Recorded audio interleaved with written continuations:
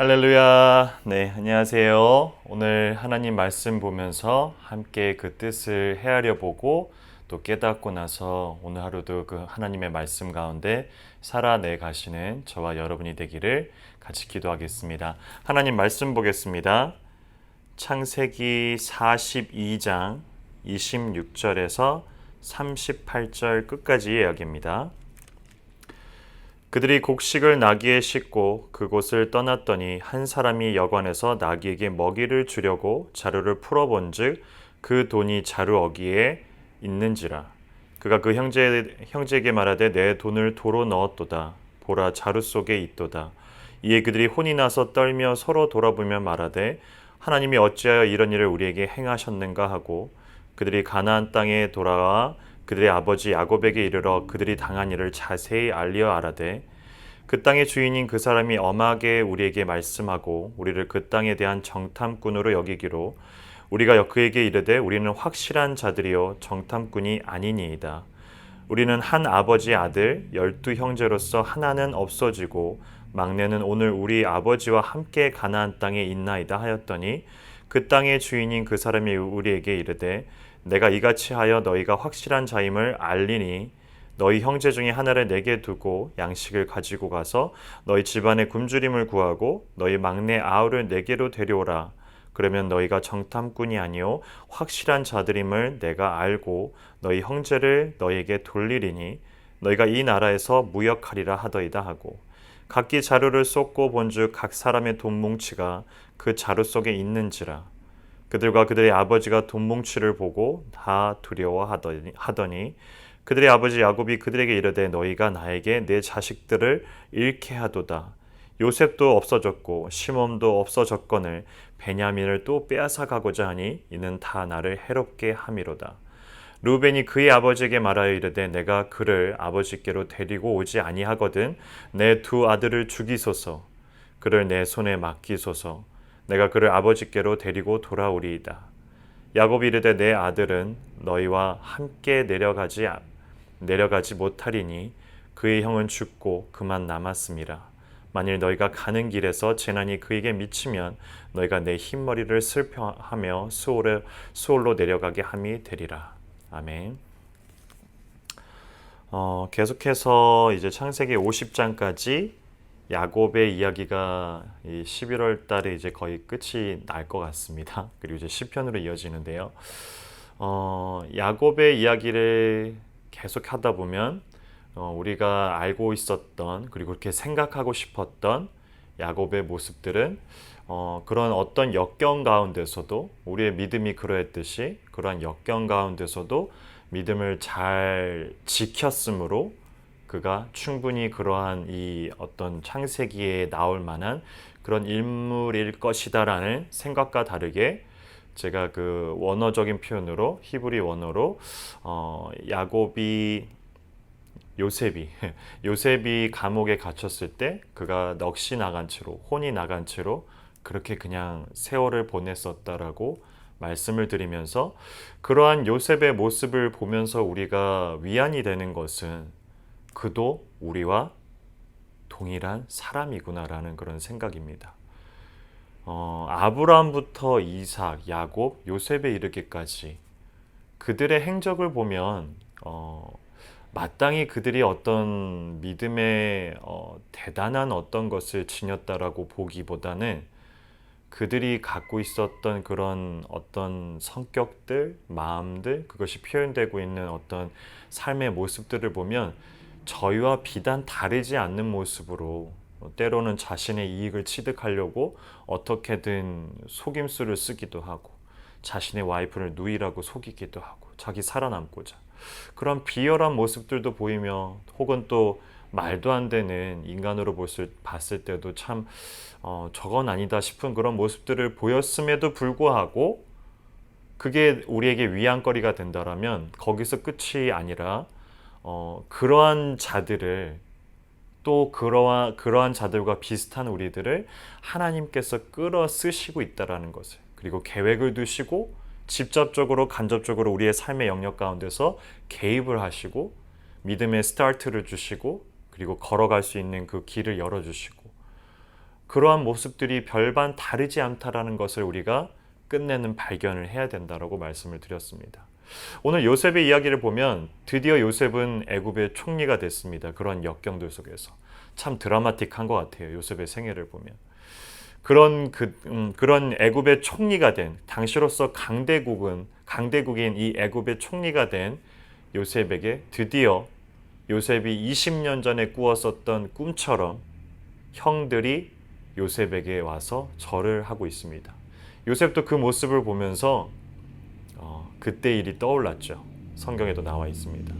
이들이 요셉을 찾은 이유는 요셉이 그 바로 왕의 그 꿈을 풀었던 것처럼 흉년이 가뭄이 들었기 때문에 더 이상 이제 먹고 살 것이 없으니까 아버지인 이스라엘 야곱이 애굽으로 내려가서 좀 돈을 주고서 음식을 사오라라고 형들에게 시키되 본인의 마지막 막내, 본인이 너무나 사랑했었던 라헬의 하나 남은 아들 베냐민은 심히 두려워. 왜 두려웠냐면 그녀의 첫째 아들인 라헬의 첫째 아들인 요셉은 죽었다라고 생각했기 때문에 베냐민만큼은 데려가지 못하게 하죠.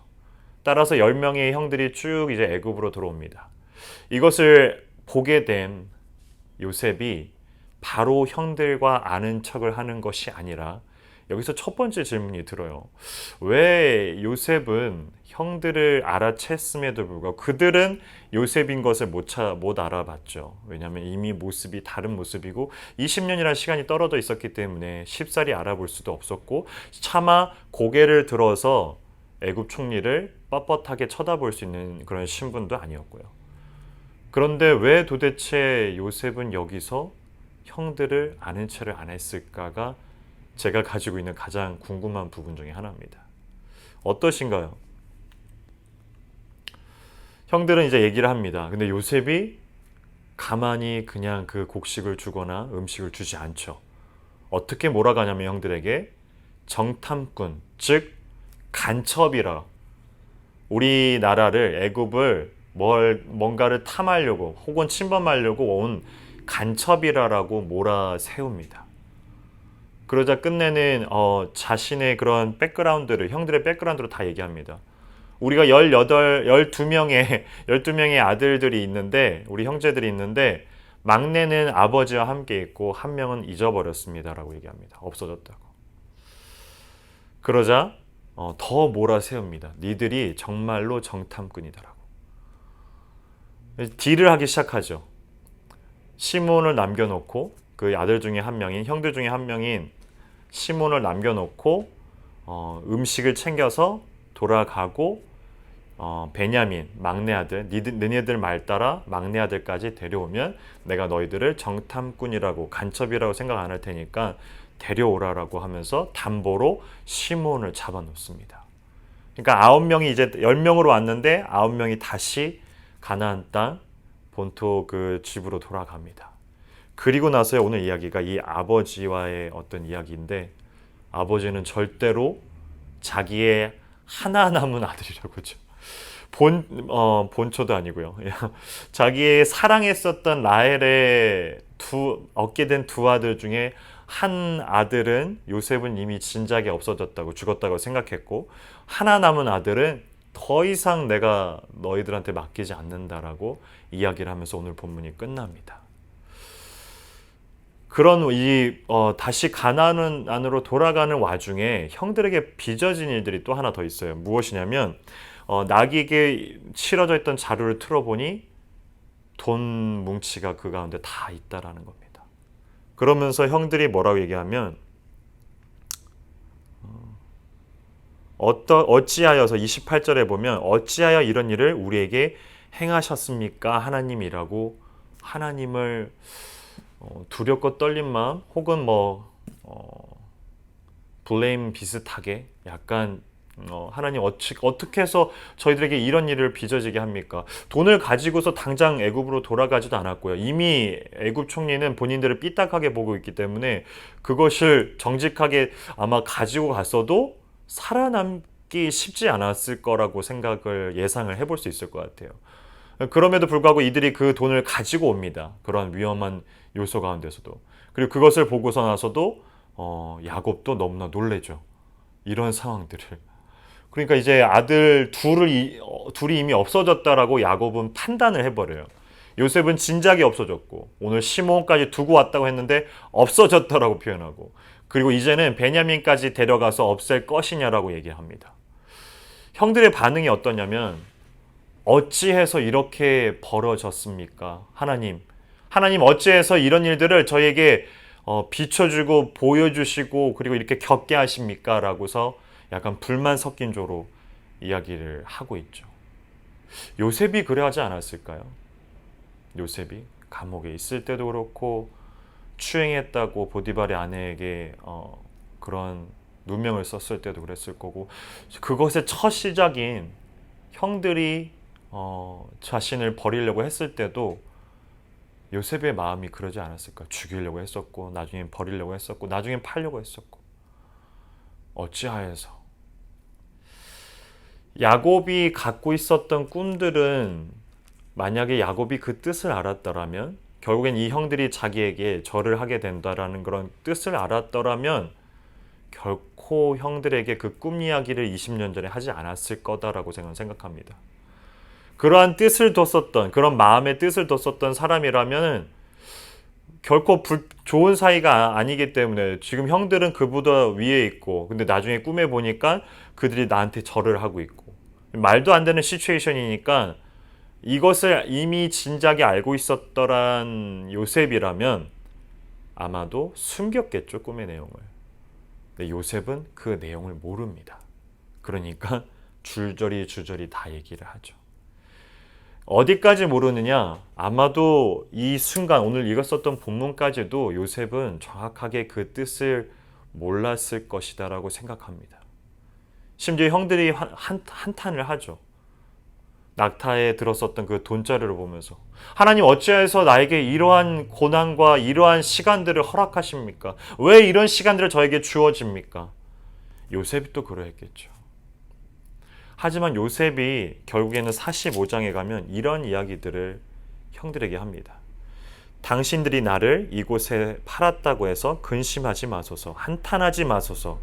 하나님이 생명이 구원하시려고 나를 당신들보다 먼저 보내셨나이다. 시작이 어떻다고요?